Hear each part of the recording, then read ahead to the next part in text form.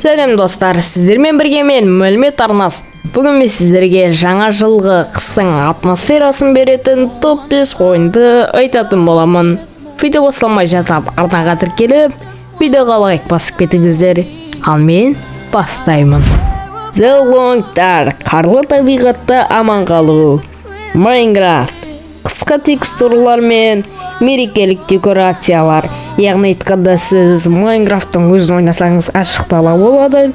Бірақ та сіздер Winter Mods қоссаңыздар өте керемет, жалпы айтқанда қыстың атмосферасын беретін болады. Stardew Valley, қысқа ауылдағы тыныш өмір. Жалпы айтқанда бұл қолайлы ойындардың бірі десек те болады. Ал осы ойындағы ішіндегі ең жалпы айтқанда атмосфераны қатты сезіндіретін Mafia 2 ойыны. Қарлы қаланың атмосферасы мен 1940-1950 жылдардағы жаңа жыл рухы.